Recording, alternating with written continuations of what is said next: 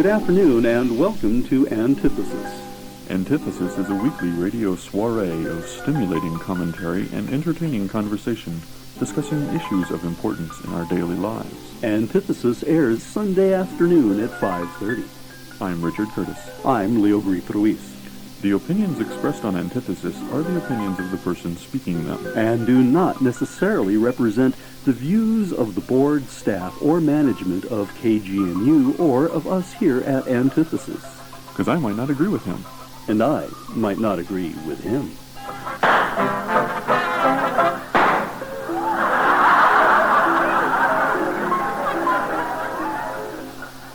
There was a time of darkness, at least this is how it was told to me, that there was darkness as far as the eye could not see.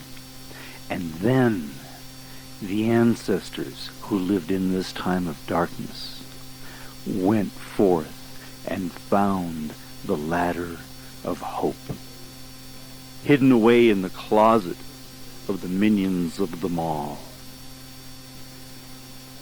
They climbed up the ladder. They touched the instruments of illumination. And behold, then, light burst forth, illuminating the absent multitudes. And then there were people. Now that's when I came in. You see, when I got there, there was already light. But, well, when I mean people, there were people like me, people like you. Both of you who are here in the studio with me.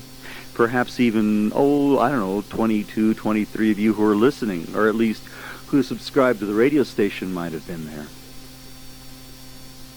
The people were the other vendors.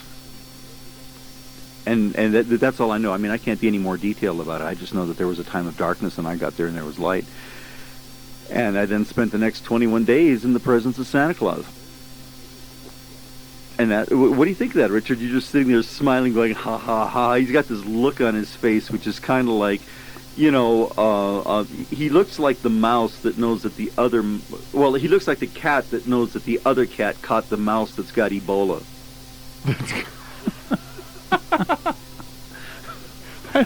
I kind of thought you were going to go for a while with this story.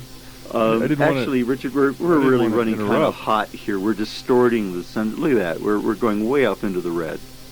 This is our listeners. There we go. We're making it a little quieter now because we want the sound quality to be at least as well. Let's put it this way: if our thought processes aren't really that sharp, we want the sound to be good to impress people anyway over our technical skills. Well, tell us the story about the darkness and the light. That's all I know. I wasn't there. I mean, I didn't get there until after there was light.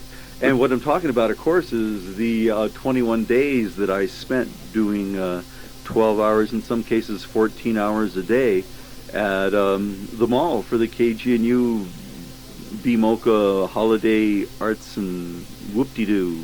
There with Santa Claus. One thing I can say, I've never in my life had all of the helium balloons I wanted. My youngest daughter has grown up on the circus. She's 18 now. She does she's been up in the air doing trapeze for 11 years and that kind of stuff. Never in her entire lifetime on the circus has she had all the helium balloons she could want.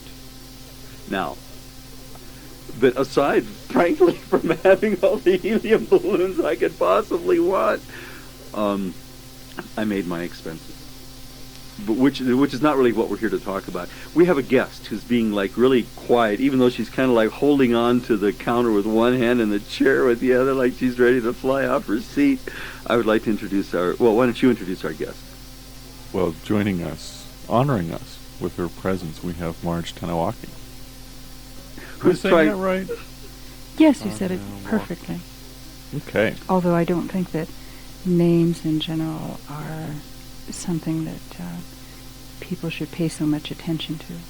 Well, I just call her Marge. For instance, when I was divorced, people asked me if I was going to change my name back to my maiden name, and I said, what for? That really wasn't the issue. Besides, it'd be a lot of hassle. That's true. What was your maiden name? Yamada. Okay. Which means even shorter. Rice fields in the mountain. Really? Yama meaning mountain. So a lot of people say Mount Fujiyama, which is saying mountain, it's either Fujiyama or Mount Fuji.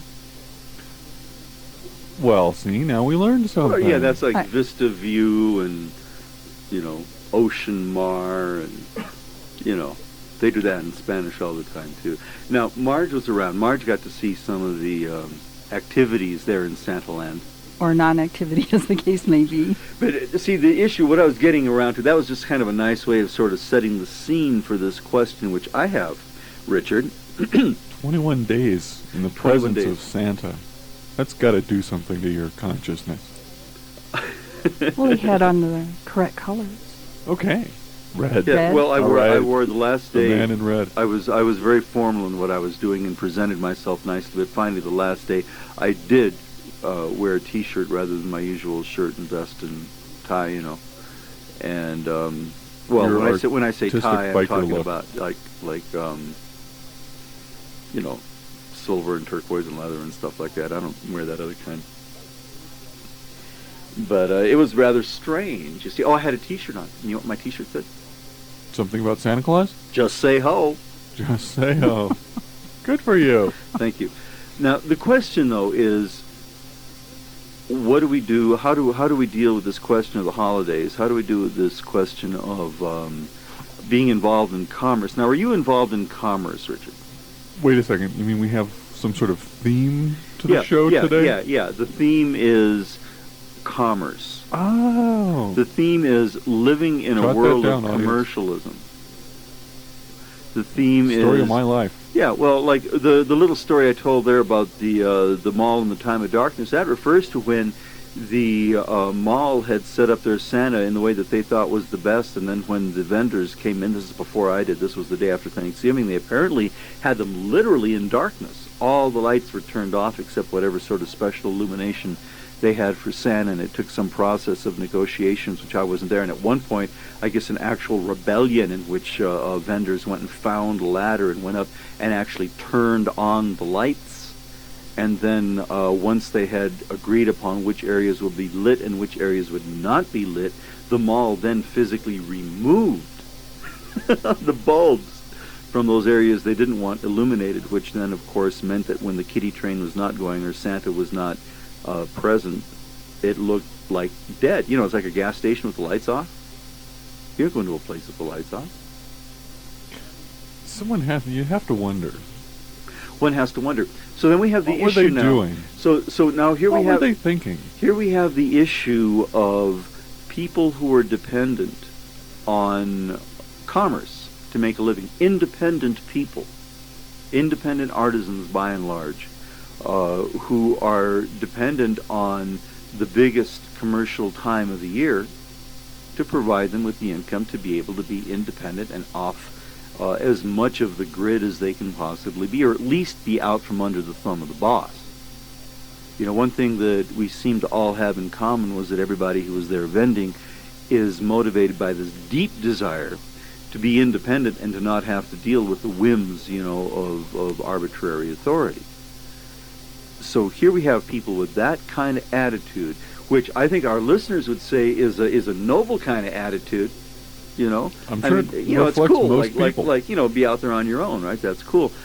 And yet, in order to survive, we had to then deal with the marketplace as defined by the mall. And my question then becomes, how do we walk a balance between we are the independent producers of these goods, which generally are the best we can possibly make. That's what the other thing that everybody there takes pride in, not only in being independent, but also being producing really quality items, quality Artisans. material. Yeah. It's good. It's good stuff. Highest levels of quality.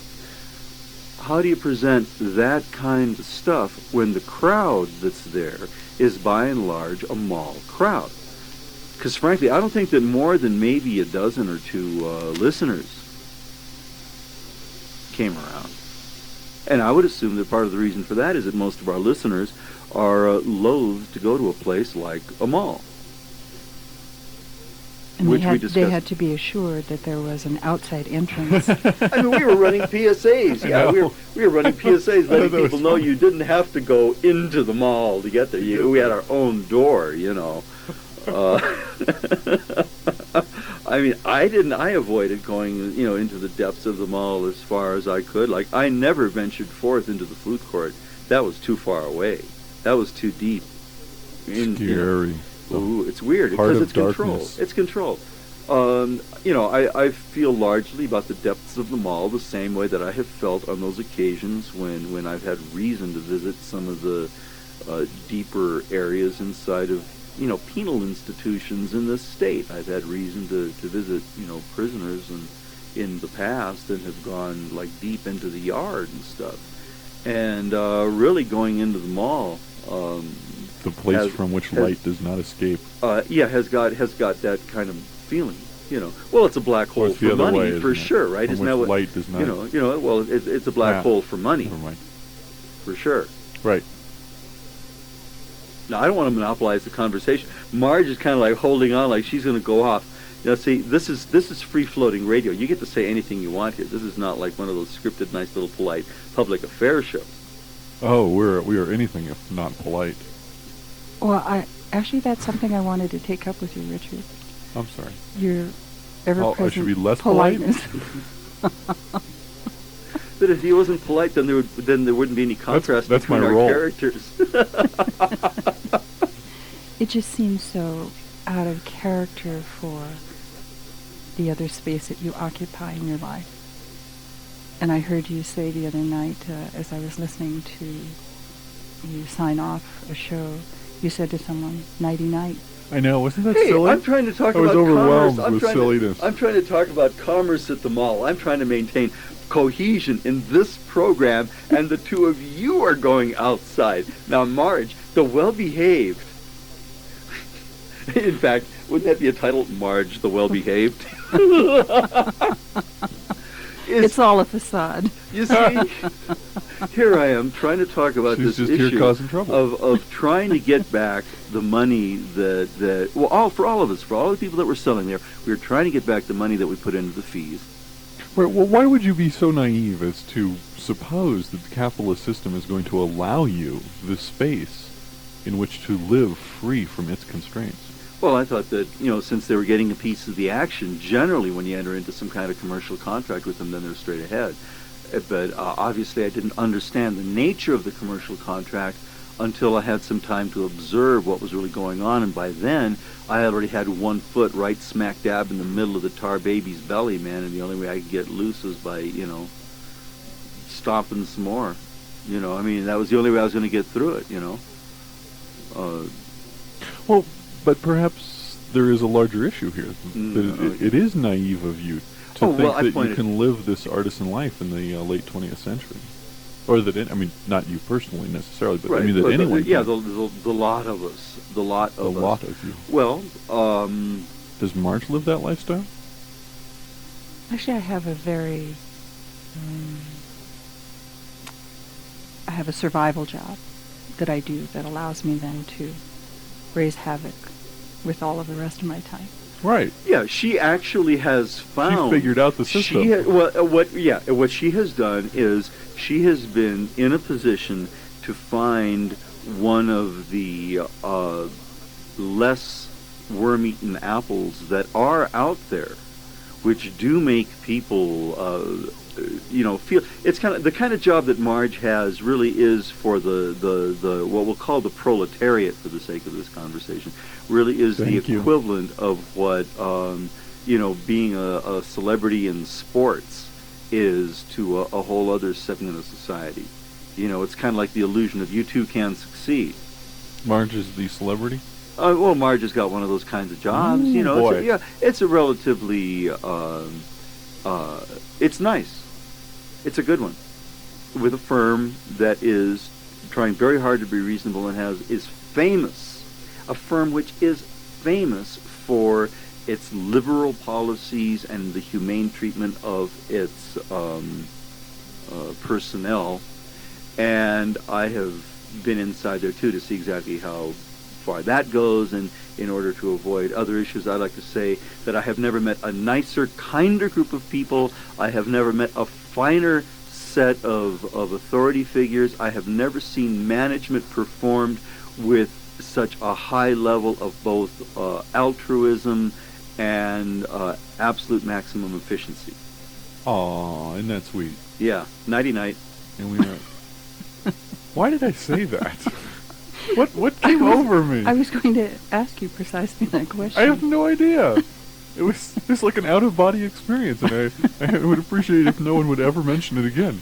Well, now, I think that the thing that happened to you in the nighty-night incident... No, you're mentioning it again. ...was very similar to that which occurred to me during the night Santa before Claus Christmas Eve incident, yeah, where I degenerated into a frenzy of marking down, of discounts and markdowns, because I'm a silversmith. I figured that people Much showed like up in Paul the Revere. mall. Yeah, Well, in a lot of ways. Actually, I suppose, only different. I don't know that he did jewelry. I don't know. And actually, the stuff he did was different. But he had a horse. Of course. Leo has no horse? No. No. But Leo, why would you... Are you going to finish this story? Or Well, I've been trying to. You know, I mean, I have a feeling that I have a feeling that we're going to have to go to next week as well. Well, but the two of you would only go along with what I have for subject matter instead of, you know. But no, the nighty-night incident, Richard. Oh no, there where, it goes again. when you said that, you see, it was like something came over you, and something came over me. Here I am at the intersection, you know, of craftsmanship, of artisanry and commerce, dealing with these scant few people deeply in the hole financially, realizing that if one of those people who comes happens to like two of the larger things that I've made, just two, and there's people with, you know, there's people whose wallets cost more than the most expensive thing I could sell them, which in my case runs around $500, most expensive thing I got, right? I'm thinking, if one person came up and bought two of them, which for them would be largely nothing, and then to say that it's not as if it were not a special gift too, because, you know, it's cool stuff. All of us there, the only thing we had to go on if we were in there for the long haul was that we were going to nickel and dime our way through days when there were zero sales, days when 10 people walked through all day long. It was quiet. Not even a mouse. If you wanted peace and quiet during the holiday season, that was the place to be. Oh, yeah, there was nobody who was stirring, not even, you know, I mean, there was no, like, you know, yeah, absolutely, okay. Visions of sugar plums someplace else, Jack, I'll tell you that. Selling your soul. So there you are, then ready. Well, what did you do nighty-night? Why? You're mentioning it again. Why do you... See, no, I think this is actually a serious question. That's why I brought it up. You finally noticed it's a serious question. What? Is it How long have we been on the air? No, my question. About 18 minutes. 18 minutes. So you finally noticed. Is it really possible in the late 20th century for artisans to make a living outside of the ordinary intersections of capitalist economics? I think it's kind of like being a dancer or somebody who aspires to the theater. You have to have a day job. Right, so which means you're not really making your living as an artisan. You're just being an artisan because it's what is in your soul. So in other words then, are we saying then that those few people who are artisans, those people who do make things with their hands and who do get along, succeed financially, that they are to a certain other segment of society the equivalent of a sports hero or somebody with, you know, a nice job? Well, we could, but see, you're in an even more difficult situation than those people, because you're not doing the art because that's what you really want to do. I mean, at the heart of it, you're just a troublemaker. So you just use the art. The role of an artisan is a way of mediating the fact that you're just out there stirring up stuff. Well, I figure that, if I can work any time of day or night, if the goods are small and easily transportable, and I see. I can understand why you do it. There's distinct reasons for doing it. And what I found is it realistic? It's much easier to get along doing that stuff further south than it is this far north. How far south? Oh, I don't know. Once you get into New Mexico and Arizona, it's like just a way of life. It's just a whole sector and a whole way of life. And because people expect it. There's commerce. There's a regular commerce for one thing. For artisans. For doing that kind of work. There's markets at all levels of quality, really. Where do you normally sell stuff? Oh, really, normally is wherever I can. Normally what I do is deal with individual clients.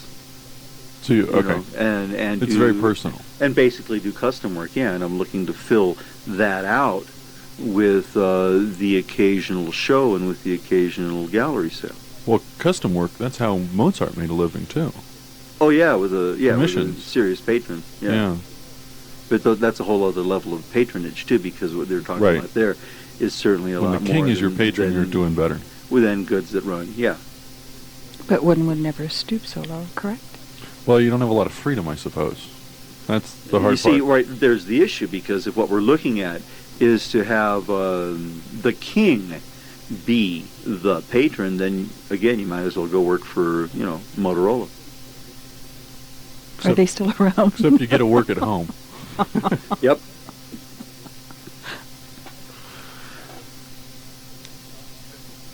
Well, I'm obviously not stirring up enough trouble because I'm not causing that kind of existential angst I was expecting.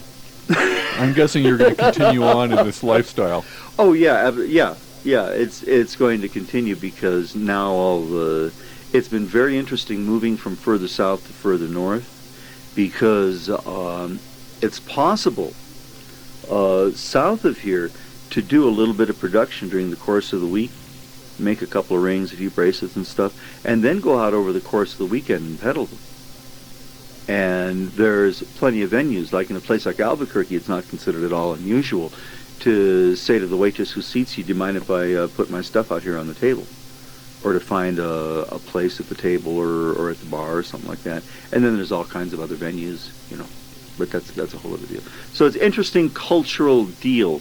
But the real question that I tried to bring up here at the beginning of this has to do with that point of being at the intersection of producing stuff and dealing with commerce, which is something that very few people even get to think about outside of those people who make things and who care about what they make and then put them out before the market where there's a lot of traffic in a pre-selected audience. Then there can be a more or less natural commerce.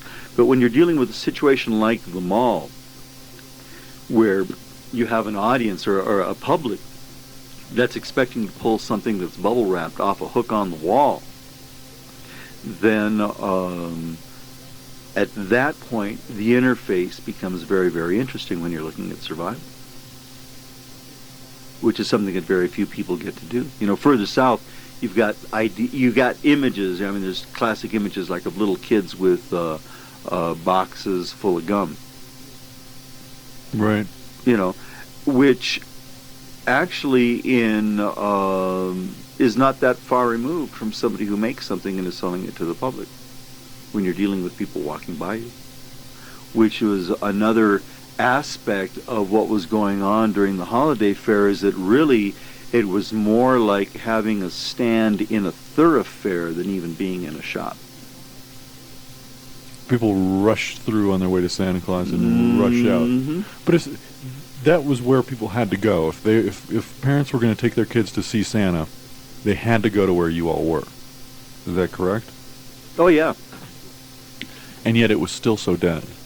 Yeah, and part of the reason was that we had one guy who came by who I was talking to, and he said, well, the reason I came, and here I was showing him all the jewelry and stuff, and he kind of said to me, well, the reason I came here was to get out of the traffic.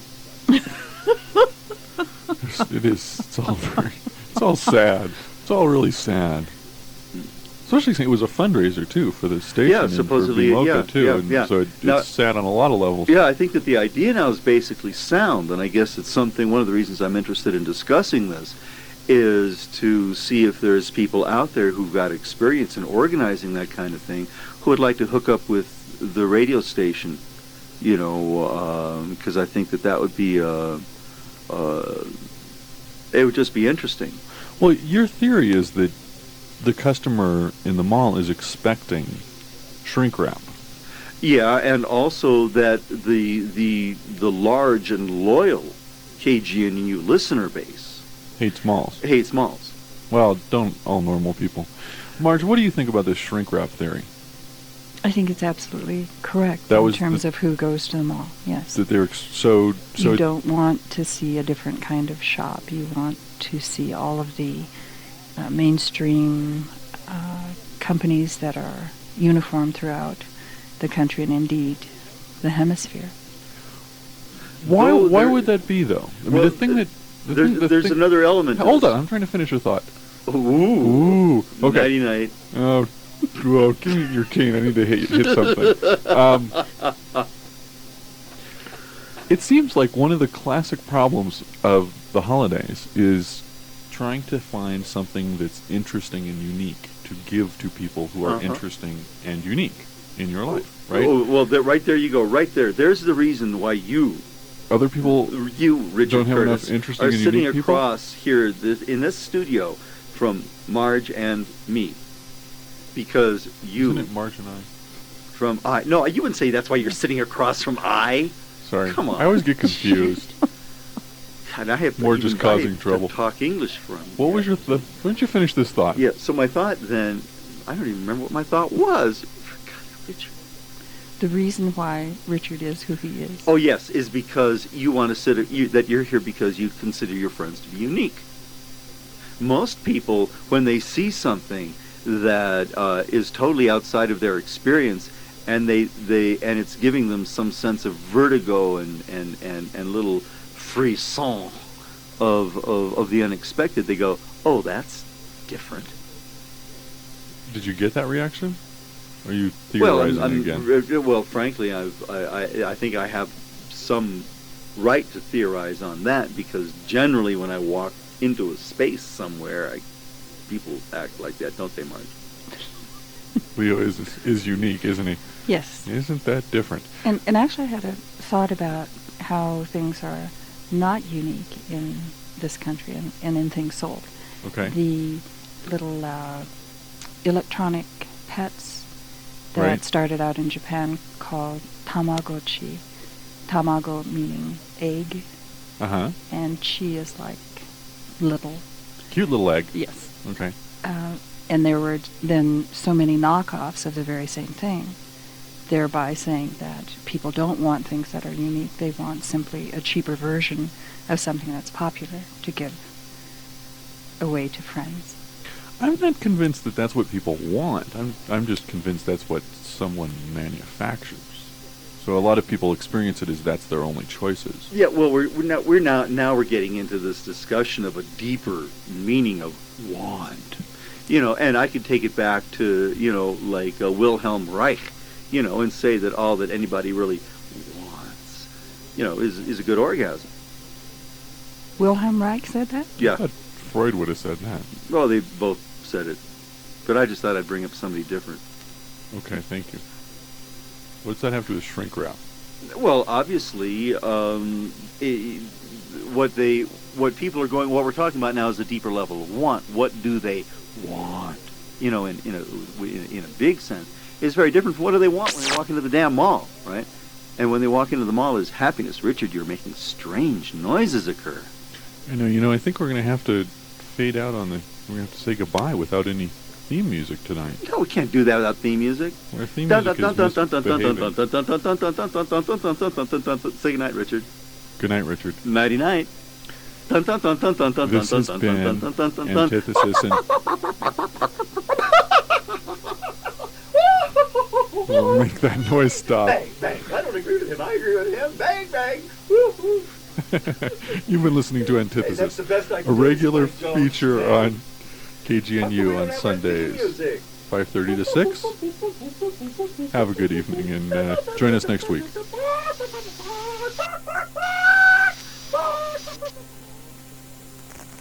I guess that will do it for Antithesis this Sunday afternoon.